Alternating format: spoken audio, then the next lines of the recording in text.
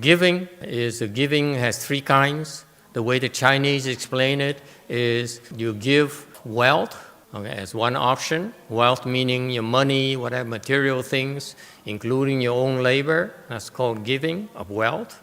Number two, giving of the Dharma, meaning you speak the Dharma for others. And finally, the giving of fearlessness. Okay, it's a lot more than I can explain to you in 1 hour, 2 hours for these three things. So I only explain to you the gist of it and give you a quick summary. What I try to do, explain to you things that you will not find in the books. So I summarize for you because you can read a lot of things in Chinese, in French, in English, in Vietnamese, Korean, whatever. You can find plenty of materials on those.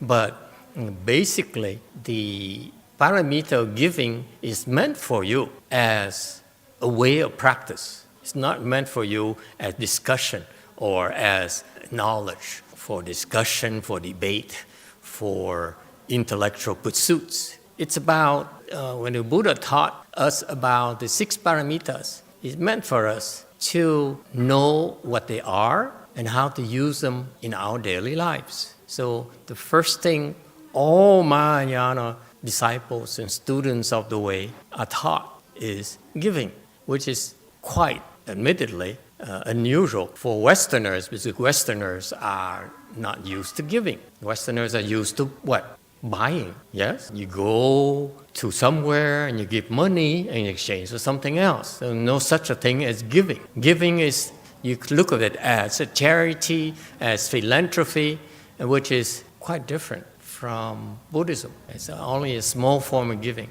So giving, the way that the Chinese explain to themselves are the three things: the wealth, giving of the Dharma, giving of the fearlessness. And my master in particular, as true to most Chinese teachers, they all stress they have to give Dharma. Foremost of giving is giving the Dharma. So to the Chinese, you learn on the Chinese, the Vietnamese, and so on. The traditional teaching is that when you practice giving, foremost you give of the Dharma, meaning that you speak Dharma for others. Okay, you go home, you grab your husband's shoulder and say, "You know, honey, I learned something wonderful today. Let me tell you, I've been giving you Dharma," because that's the foremost giving practice. No, don't do that.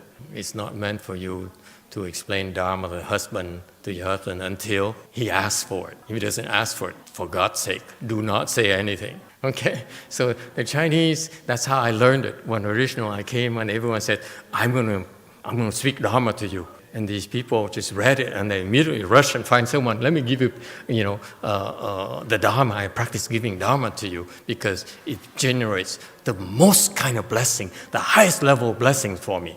I find it disgusting. And that's all people talk about. I say, I need to learn how to give the Dharma.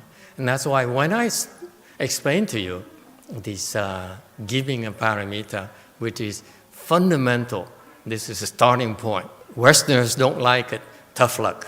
But the giving is, those three things are called true giving. And you practice true giving in that when you do true giving, you give all three. You don't just say, let me practice giving so that I can maximize my blessings. That's not good enough for us Westerners. I always had a conflict with that. Even when I listened to my Chinese master's teaching, I said, something is off. Why would the Buddha teach us about three kinds of giving and everyone only rushes to practice one kind of giving only? That doesn't make sense. Shakyamuni Buddha taught about three types of giving, in order to tell you they're equally important.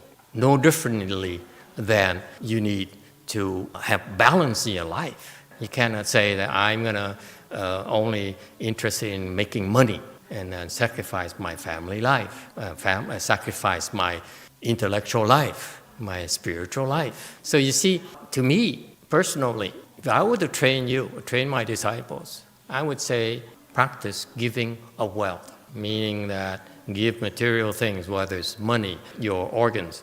Giving of the organs is another issue that I'd rather find funny that many of the Buddhist disciples, after hearing they're supposed to give in their internal organs, they sign away, especially in the US, they sign away on their driver's license. I want to give away my organs if I die in an accident. I say, please don't do that. Okay, that's not wise of you. Don't do that. So anyway, because after you die and the doctors opens you up and cut up your heart and your liver and your kidneys, it hurts like hell. It still hurts like hell. And you're going to be so afflicted. And you regret that you checked that box in your driver's license, at least in California, where I'm going to give you my internal organs. That's silly. If you're that afflicted, you'll fall. Okay? So avoid it unless you have some real kung fu, that someone will take a knife and cut your arm off, you feel no pain, then fine, by all means, give away your organs after you die. But you can't do that. Do not give away your organs, please, unless you want to take a chance and see if you're going to fall or not. Most likely you will. So you practice giving, outside giving, outer giving, meaning you give things outside yourself. You give money, you give, I don't know, you give labor, you give your car, you give whatever. That's called outer giving.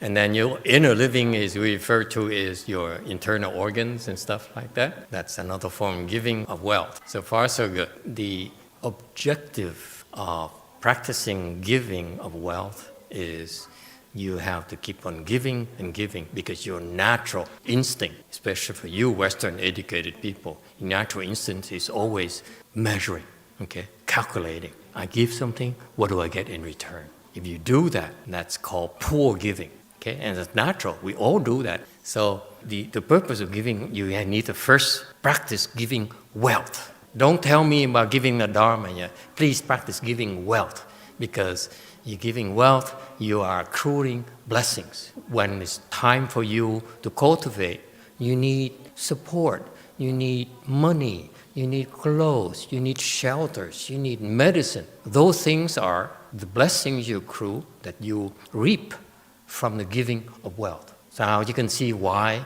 I insist that you should be practicing all three types of givings, not just one. How can you become enlightened if you don't get material things to support, to sustain your cultivation? Now, the paramita of the giving of wealth is achieved when because we talk about paramita, right? This is how do we know I get there? When do I get there? How do I realize I get there? And one of the tips I give you, you get there because when you practice giving, okay, you're stingy. You are profoundly stingy.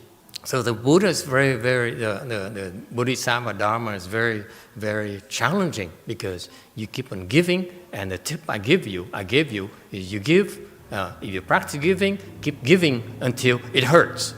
You keep on giving, it hurts. That's when you get rid of your stinginess.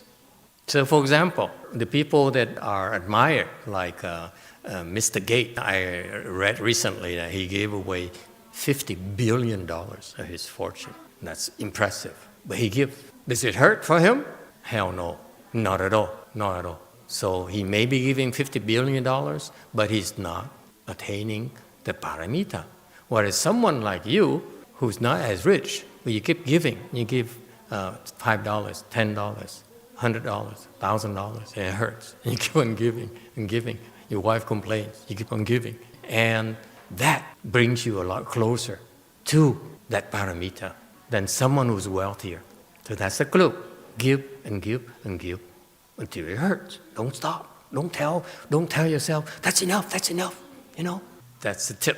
Okay, the giving of wealth, give until it hurts. Emituofo, Emituofo, Emituofo, Emituofo, Emituofo, Emituofo, Emituofo.